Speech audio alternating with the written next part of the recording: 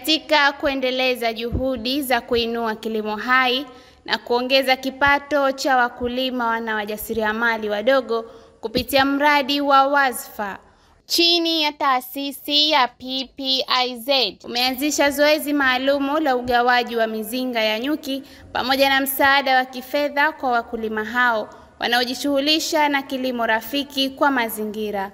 Hatua hii inalenga kuongeza uzalishaji wa asali, kulinda mazingira na kuimarisha uchumi wa jamii za vijijini. Nao baadhi ya viongozi mbalimbali wa mradi huu waliohudhuria katika zoezi hili wanaelezea hali halisi ya mradi huu na ni yapi malengo yao ya baadaye kwa wakulima hawa.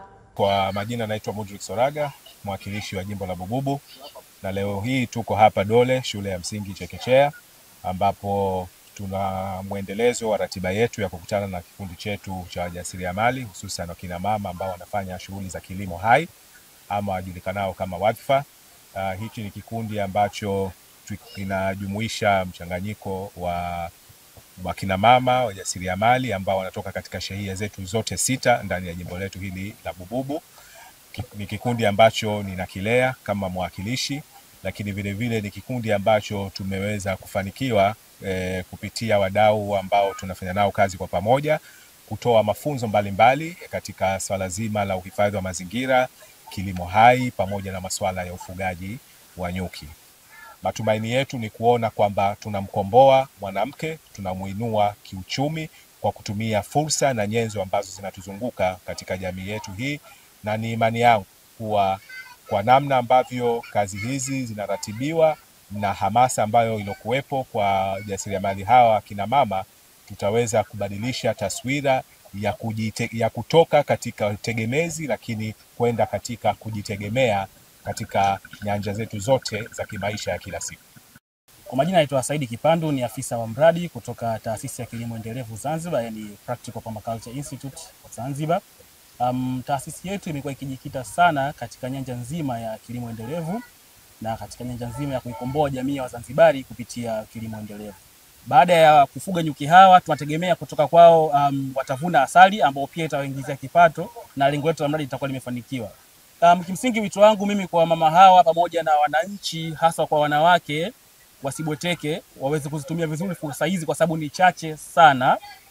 Wasikae majumbani kutegemea wanaume watawaletea kila kitu, wanaume watahudumia kila kitu. Wao waweze kujitoa, waweze kujitoa kwa dhati kabisa kupambania fursa hizi ili waweze kujikomboa kiuchumi. Naitwa Alice Butcher, ni mkurugenzi wa Avium and Natural Product kwa Tanzania Bara, lakini ni mkufunzi kwenye mradi huu wa nyuki wa PPIZ hapa kwa wanawake hawa. Mradi huu tumeuanza mwaka huu ikiwa ndio intake ya kwanza, tunasema ndio awamu ya kwanza.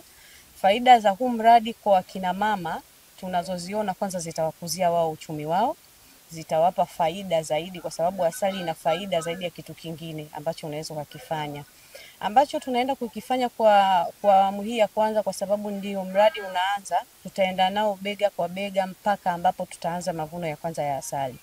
Kwa mradi huu tutahakikisha tunapokuja kutembelea mizinga tunakuwa nao, tunapoanza urinaji wa asali tunakuwa nao, ili waendelee kujifunza, kwa sababu ndio kitu wanaanza mara ya kwanza, wajifunze wafikie ile hatua ambayo na wao wenyewe wanaweza kufanya kama wao wenyewe. Kupitia mpango huu wa ugawaji wa mizinga ya nyuki na msaada wa kifedha, wakulima hawa sasa wana nafasi ya kuongeza tija ya kipato chao huku wakilinda afya ya ardhi na mazingira yao.